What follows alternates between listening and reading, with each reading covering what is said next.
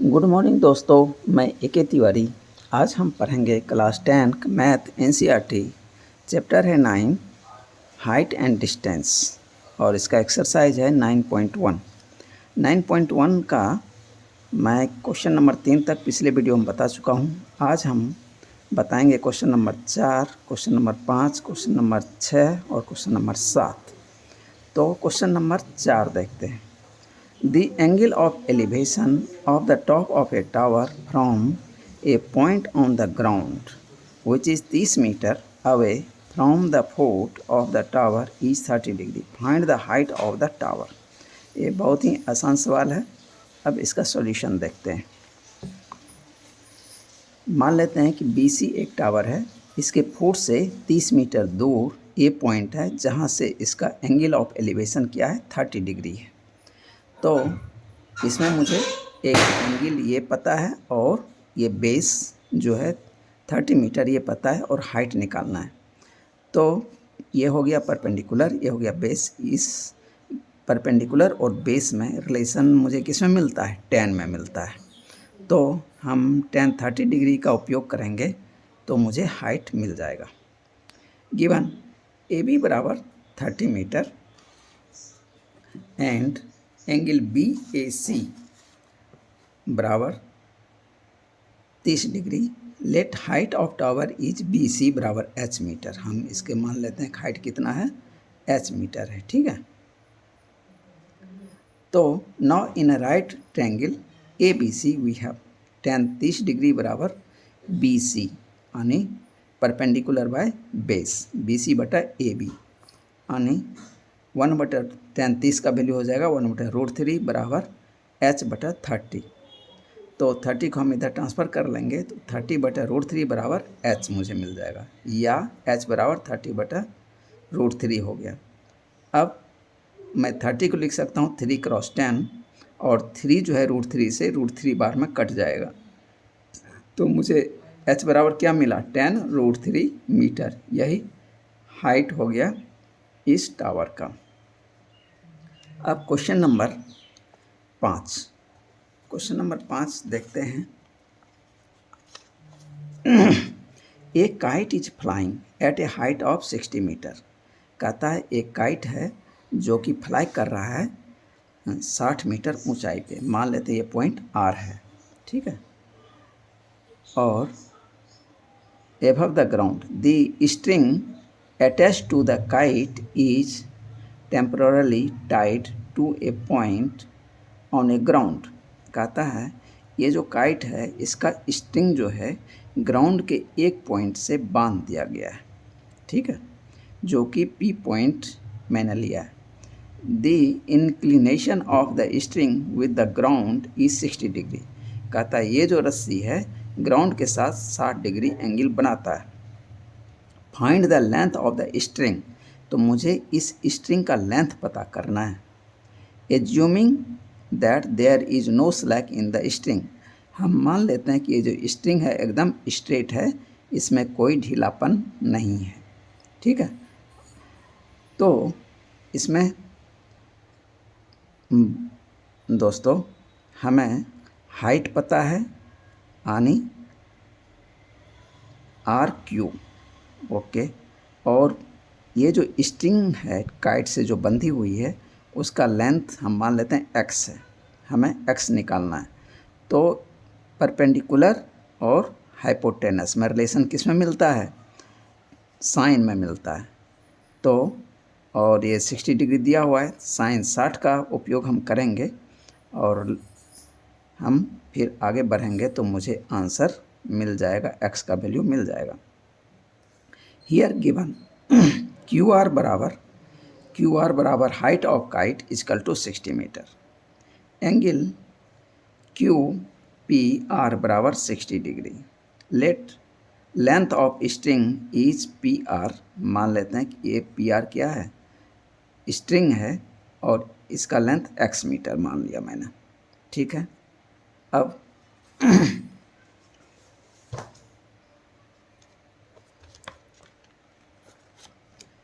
now in a right triangle PQR we have sin 60 degree बराबर QR बटा PR यानी perpendicular by hypotenuse. तो sign 60 का मान कितना होता है, √3/2 इक्वल टू 60/x। तो x को हम इधर कर लेते हैं और 2 इधर आके इंटू हो जाएगा, √3 इधर आके डिवीज़न हो जाएगा।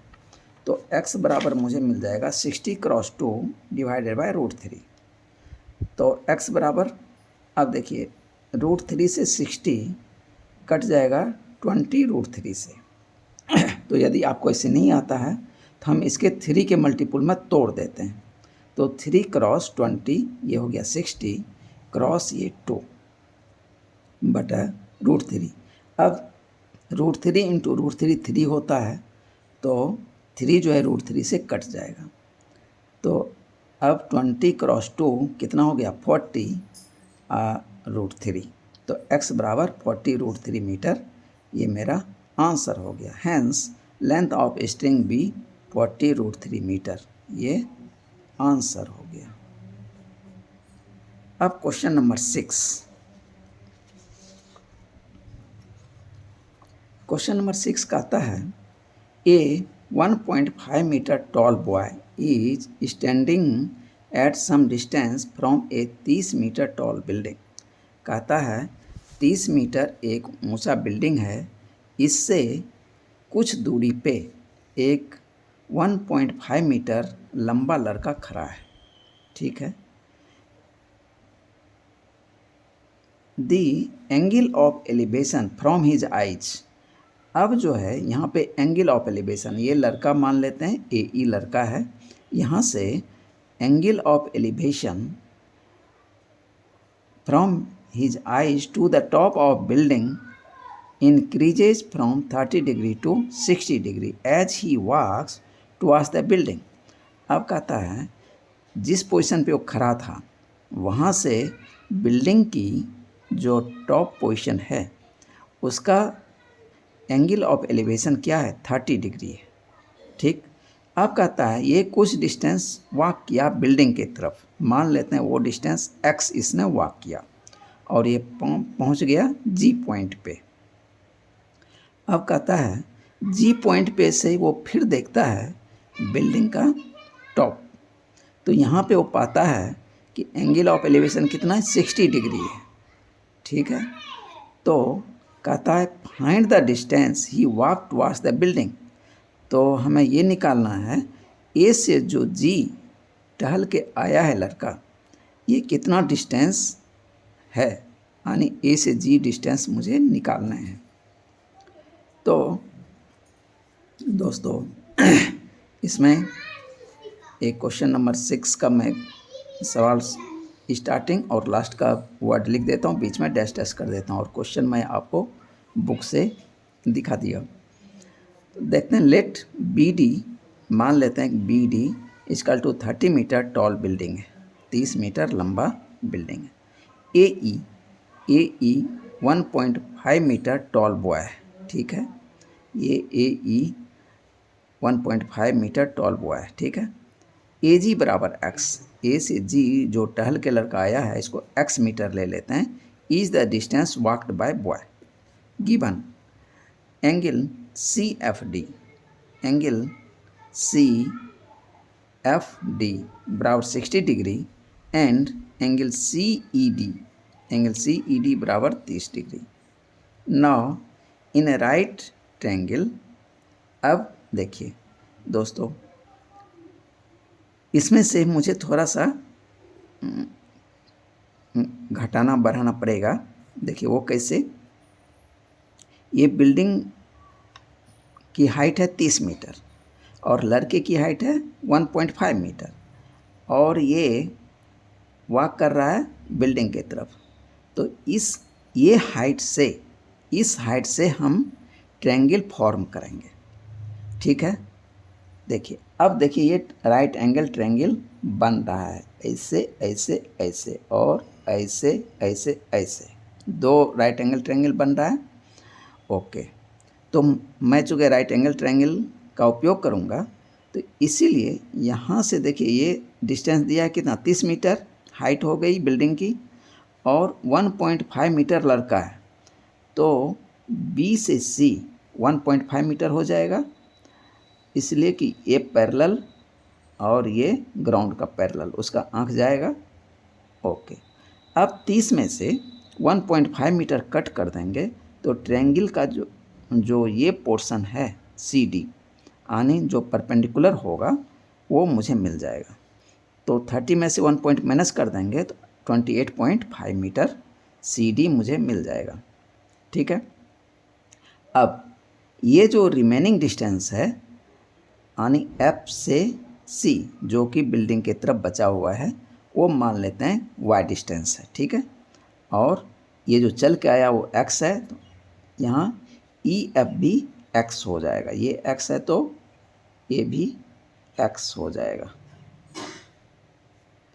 और ये जी से बी वाई है तो ये भी वाई हो जाएगा।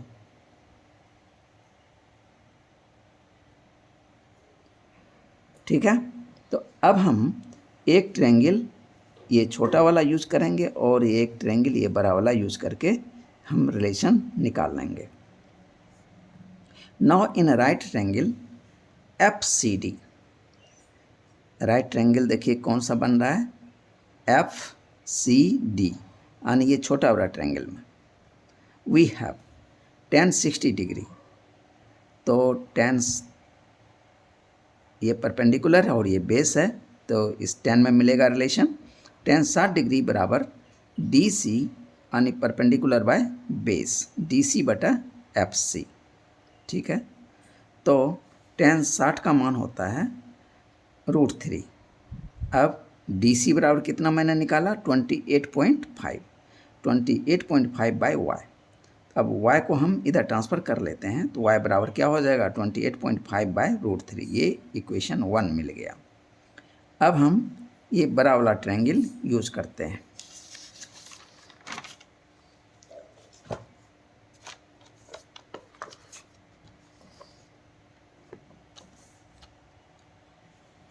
Now in right triangle E C D यानी ई सी डी, ये बड़ा वाला ट्रायंगल वी हैव।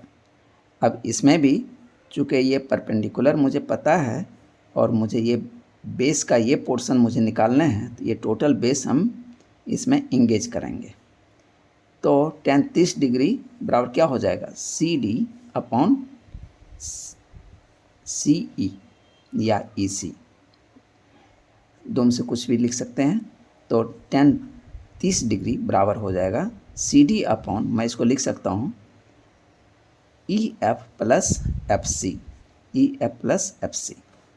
तो अब वैल्यू रख देते हैं, tan 30 का वैल्यू 1/√3 होता है बराबर सी डी बराबर 28.5 बटे एक्स प्लस वाई, यहाँ से लेके यहाँ तक x है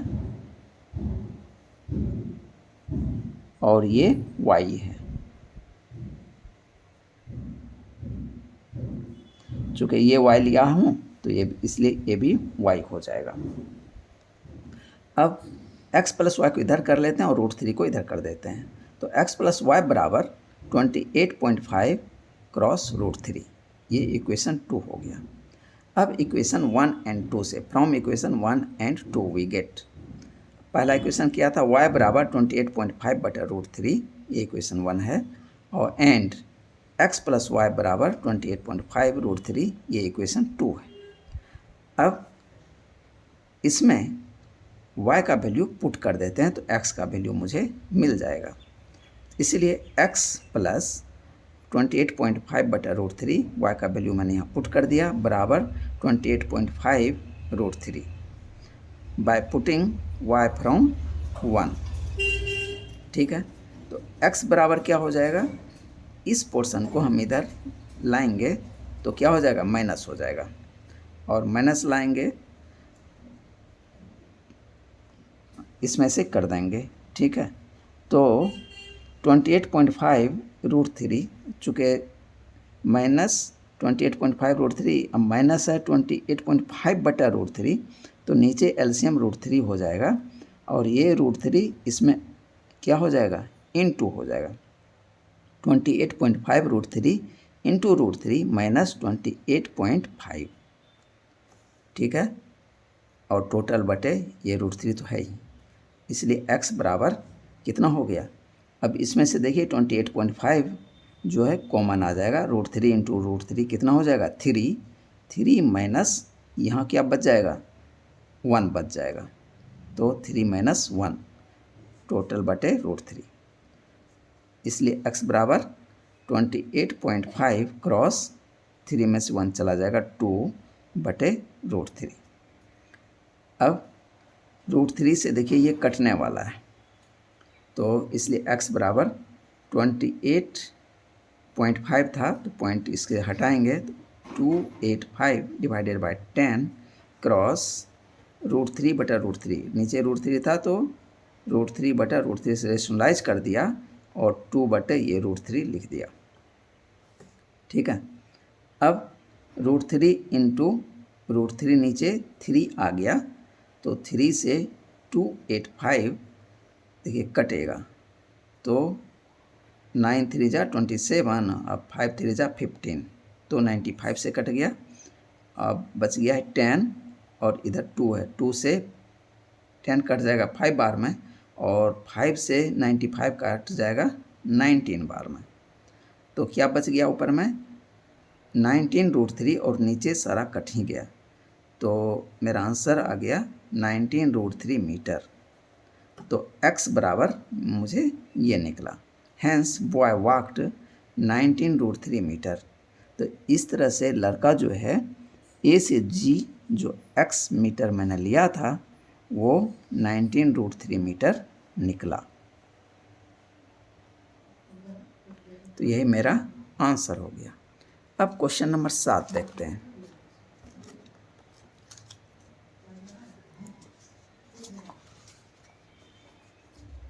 क्वेश्चन नंबर 7 कहता है from a point on the ground the angle of elevation of the bottom and the top of a transmission tower fixed at the top of 20 metre high building are 45 degree and 60 degree respectively. तो find the height of the tower. कहता है एक tower है और वो 20 metre ऊंचे building के ऊपर पे वो ट्रांसमिशन टावर जो है लगा हुआ है, ठीक है। अब कहता है कि किसी एक बिंदु से जो कि ग्राउंड पे है, वो बिंदु मान लेते हैं कि ये क्या है, यहाँ से B से C बिल्डिंग है और इस बिल्डिंग के ऊपर में C और D एक टावर लगा हुआ है, ठीक। अब कहता है किसी पॉइंट से ग्राउंड पे कोई पॉइंट है, मान लेते हैं A है, यहाँ से बिल्डिंग का टॉप कहिए या टावर का बॉटम कहिए, दोनों सेम पॉइंट होगा। इसका एंगल ऑफ एलिवेशन 45 डिग्री है और ट्रांसमिशन टावर है, इसका जो टॉप पॉइंट है उसका एंगल ऑफ एलिवेशन उसी पॉइंट से 60 डिग्री है। तो कहता है इस ट्रांसमिशन टावर का हमें हाइट बताना है। तो क्वेश्चन समझ गए होंगे। अब हम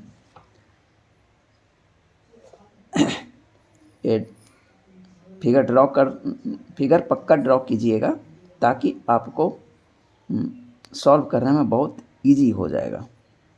एक ट्रायंगल देखिए बन रहा है BAC, ये छोटा ट्रायंगल है।